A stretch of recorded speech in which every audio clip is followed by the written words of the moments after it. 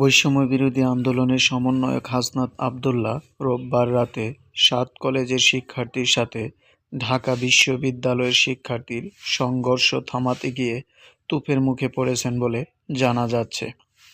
রোববার রাতেই বিভিন্ন গণমাধ্যম এবং সামাজিক মাধ্যমে ছড়িয়ে পড়া কয়েকটি ভিডিওর একটিতে দেখা যায় মিস্টার আবদুল্লাহকে চারপাশ থেকে ঘিরে ধরেছেন ছাত্ররা।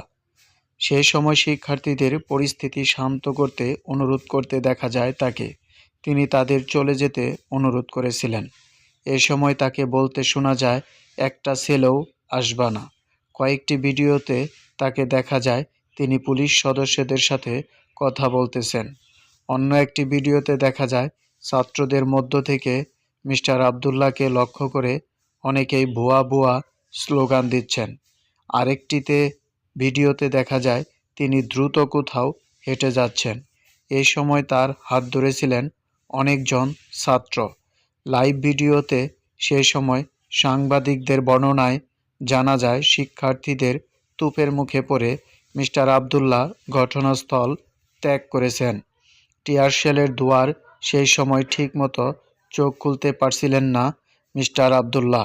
সকাল থেকে এ বিষয়ে কথা বলতে মিস্টার আবদুল্লাহ সাথে কয়েক দফা যোগাযোগের চেষ্টা করে, তবে প্রতিবারই তার মোবাইল ফোনটি বন্ধ পাওয়া যায়।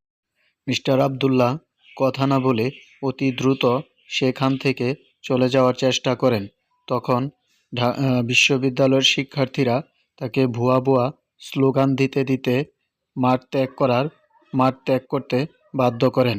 মিস্টার আবদুল্লাহ ঢাকা বিশ্ববিদ্যালয়ের শিক্ষার্থীদের সংঘর্ষ থামাতে গিয়ে নিজেই এক বিরাট তুপের মুখে পড়েন। শিক্ষার্থীদের প্রশ্নের জবাবে তিনি কোনো উত্তর না দিয়ে সেখান থেকে দ্রুত প্রস্থান করেন। পরিস্থিতি শান্ত করতে অনুরোধ করা হলেও মিস্টার আবদুল্লাহর কথা কোনো ছাত্র না শুনে পরিস্থিতি আরও ঘোলাটে পর্যায়ে চলে যায়। তখন পুলিশের টিয়ারশেলের নিক্ষেপে চারদিকে ধোঁয়া প্রতিফলিত হয়ে মিস্টার আবদুল্লাহ দ্রুত সেই স্থান ত্যাগ করে চলে আসেন।